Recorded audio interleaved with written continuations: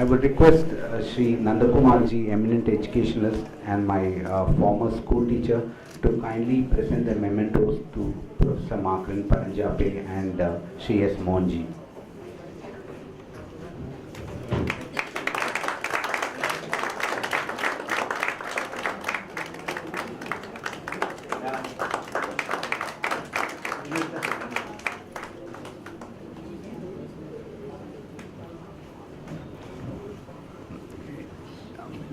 Before we start, I would request all of you people to please keep your mobile phones in silent mode, please, if it's not already done. Before I would like to start this program, I would like to pay homage to two eminent personalities who passed away this year, who were well-wishers of the memorial lectures. First is Shri R.S. Narayan Swami Ji, Assistant Editor of the Indian Express, and very closely associated with the Vishwa Hindu Parishad. He was a very close friend of my late father, and even at his advanced age of 90s, he used to be attending all the memorial lectures in the first row and participating with great enthusiasm. And he also presided over the 8th memorial lecture, Media and Nationalism, of my late father, and gave a very, very passionate speech about the intellectual dishonesty of our mainstream media. And so he passed away this year. I would like to pay my homage to Shri R.S. Narayan Swami Ji. The second eminent personality I would like to pay tribute is to Shri B.R. Haranji, who's been very closely associated. I had a very long association with him through the single teacher school and through all the other various work that we worked together. He was also a well-wisher of the memorial lecture, and he used to actually not only participate in every memorial lecture but also take the difficult task of actually translating all the speeches of the eminent personalities who deliver the lecture, and also used to upload these lectures in YouTube. It's a great loss, his untimely demise. He died at a very young age. He was in his 50s. His sudden demise was a great loss to all of us. So I would like to pay my homage to both these eminent personalities. Om Shanti. Respected dignitaries, eminent intellectuals, brothers and sisters, it gives me great pleasure in welcoming all of you to the 10th Shri P. Ramakrishnan Memorial Lecture, dedicated in memory of my late father, a dharmic warrior, a social worker. And when we started this series of lectures in 2009, we did not envisage 10 years down the line, almost 10 years down the line, that we would be able to successfully, not only successfully complete these memorial lectures, but have, very eminent personalities to deliver these lectures, starting with, we have always invited the very best, tried to invite at least the very best of the intelligentsia, who have not delivered these lectures in Chennai, to give a, we wanted to give a different, it had to be a different experience, both for the speaker and the audience, very intelligent audience of Chennai. And we're starting with Colonel Anant Atalay, Dr. C.I. Isaac, Shri Michel Danino, Shri Rajiv Srinivasan Ji, Professor R. Vaidyanathan Ji, Shri Bharat Karnath Ji, Shri Sushil Pandit Ji, Shri Tapan Ghosh Ji last year delivered the memorial lecture, and this year is also no exception. We have Shri Makarand, our Paranjape, Director of Indian Institute of Advanced Studies, Shimla, who, in spite of his extremely busy schedule, has agreed to deliver this lecture today. As a matter of fact, he immediately agreed to my request to deliver the lecture, but the date to have this lecture today, it took almost a month, and it just kept, it just kept going on, and so it was so difficult. And even now, he's actually come all the way in a car from Tiruvannamalai after spending 2 days in the ashram over there. He's come straight away today afternoon, and he's straight away here to deliver this lecture today. And he's had an extremely illustrious career, having been a professor of English at the Jawaharlal Nehru University for 18 years. JNU, evokes different reactions in different people. so I know, and he's been there for more than 18 years until he now recently joined the Indian Institute of Advanced Study at Shimla, and for him to have survived there must have been some task, you know. But not many people know that the JNU has got a very vibrant student community from the nationalist community who literally challenge these, you know, urban access over there. I can tell you from personal experience. I have been to the JNU in 2010 to attend a seminar in February 2000, and even stayed there as in the students' hostel. I was not a student, but I still stayed there. But I can tell you they've got a real vibrant student community, and they really challenge. So he's had an extremely illustrious career. He's written author of 3 books, latest books including Debating the Post Condition in India, Cultural Politics in Modern India, and the Death and Afterlife of Mahatma Gandhi. And I understand these books are not available. They are all sold out. Somebody called me and requested me, can you ask Shri Makarand Paranjape to, you know, give us a complimentary copy because they are not available. I said I forgot to talk to you about it, but that's they are. Check Amazon. Okay. He said so. Somebody who called me told me. So the moment he and I were discussing about the topic for this seminar, threats to Hindu unity, you know, one of the things that stuck my mind, because being in this work, you know, as a volunteer, you know, I can understand the situation, but for a common man, he might look, threats to Hindu unity, does it really exist? You know, because we are not in the situation we were 25, 30 years back today, you know. Today the Hindus are a vibrant community, just not over in India but also globally. We are a population of more than 1 billion plus. Our economic output, you know, as per the World Hindu Economic Forum, you know, it exceeds, conservative estimate itself exceeds more than $2 trillion today. And you know, Shri Makarand Paranjape just came from the World Hindu Congress in Chicago, where he was a speaker, where we had more than 2,500 people or 3,000 people from 60 countries. So that's the most important. So 60 countries, people came from all over the world globally to attend that. I myself had been to the first conference, World Hindu Congress, in New Delhi 4 years back, where nearly 1,800 people came from more than 50 countries. That itself was a carnival for me. I can imagine how it must have been. So it's really celebration of the Hindu power, you know, what we have today. And on top of that, today we can have the first time, probably after 800 years, we have a government, you know, which you can proudly say is a government for all.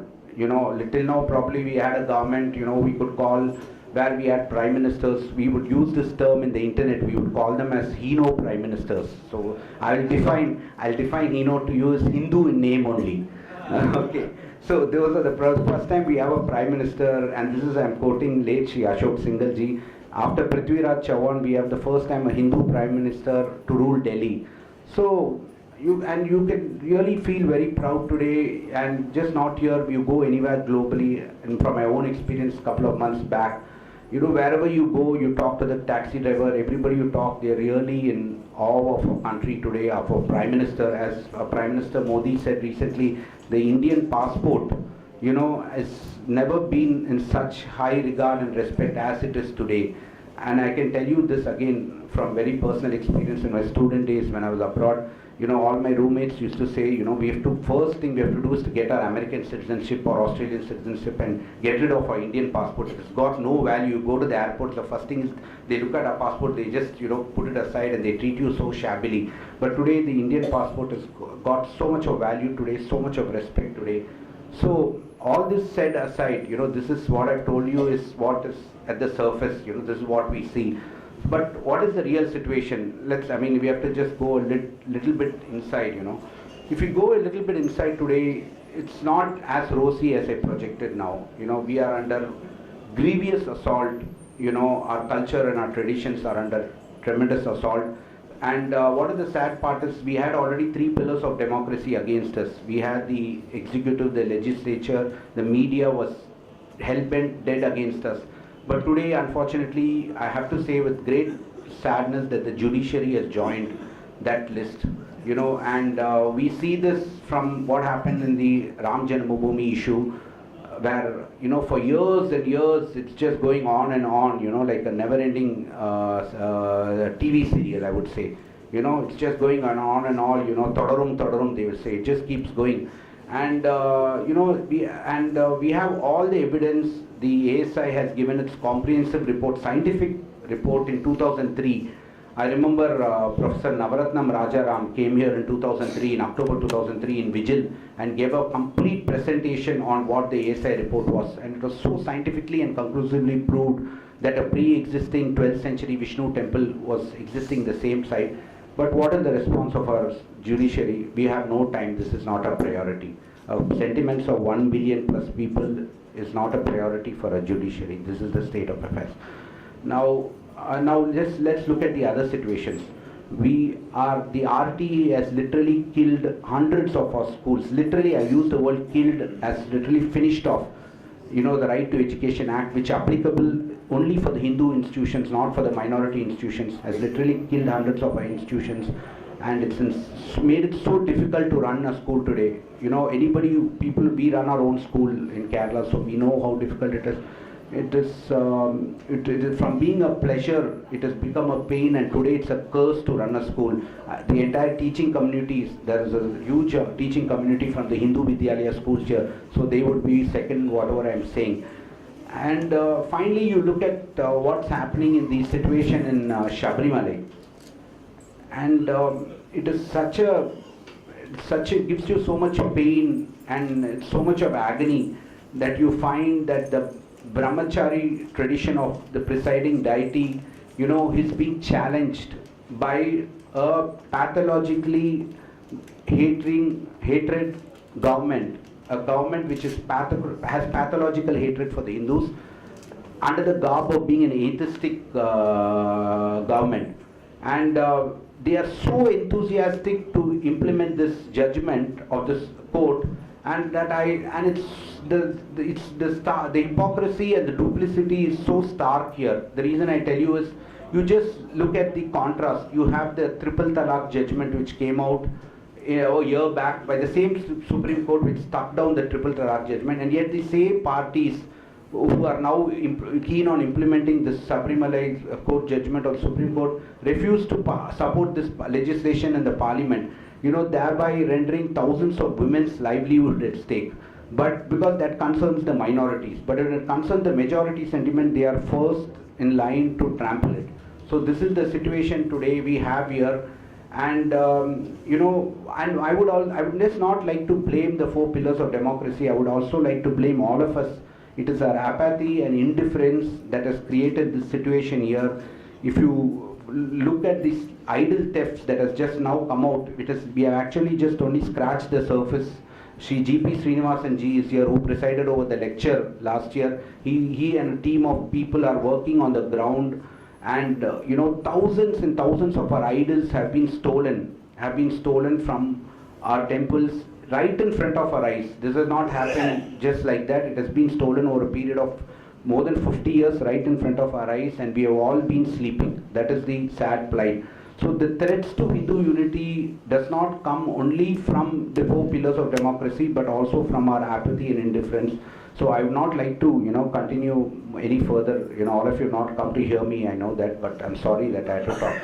So I would now request Shri S. Mohanji to give the introductory address. I had a very long association with him, and he have known him for a very long time. So when I decided that who should preside, I had no hesitation in asking Shri S. Mohanji to preside. And at one point of time, I think almost 7 o'clock in the morning, I would call him or he would call me to discuss various problems that were existing in the institutions that we work together. So I would request Shri S. Mohanji to deliver the introductory address, and after that Professor Makarand Paranjape would deliver the B.A. Ramakrishnan Memorial. Thank you.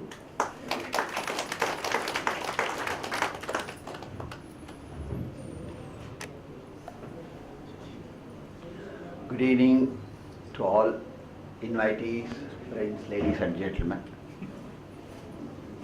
Shri Anantanarayan ji requested me just a month back to preside over this annual lecture meeting, which I used to attend for the last 4 years. I used to attend. Previously I was not aware of that, so I did not attend. And I gladly accepted for 2 reasons. One, I have always admired Sri P.A. Ramakrishnan ji so much. I was not fortunate enough to be associated with this great person. I think that is one reason. Second, myself and Ananth ji work with another great institutions, and I know his commitment towards the cause which we are talking today. For the last 3 years, or I remember 4 years, I think Ananth ji regularly used to send me an invitation, and I used to attend these memorial lectures. One of the best organized lectures in the city of Chennai. I think those of you who have missed, I think you have missed something. Now I would like to say a few words about Shri P.A. Ramakrishnan ji, because for the benefit of those who might not have heard about him. Shri P.A., I think Ananth ji has not talked about his father, but I should tell a few words in whose memorial I think today's lecture is arranged. See, P.A. Ramakrishnan ji was born in a very poor Vedic family in a village called Pudukkode in Kerala. And he moved out of the village to Chennai to pursue his studies. And in the year 1946, he attained his diploma in engineering, mechanical engineering. And he joined shipping industry thereafter. He took a lot of interest in shipping industry. He learned various aspects of the shipbuilding, and he was naval architecture. A person coming from a small village from Kerala was invited in London to present a paper on naval architecture. So you can understand the person how he has risen. I think in 1960s when Eknath Randeji was building the Vivekananda Rock Memorial, I think it was Sri Ramakrishnan ji who helped him. I think Sri Balakrishnan ji was mentioning just before that he gave the first fiberglass boat for the project. That's how he was associated. Then 1986, when the government of India brought new rules on shipbuilding and safety, it was Sri Ramakrishnan ji who demonstrated on the fire safety aspect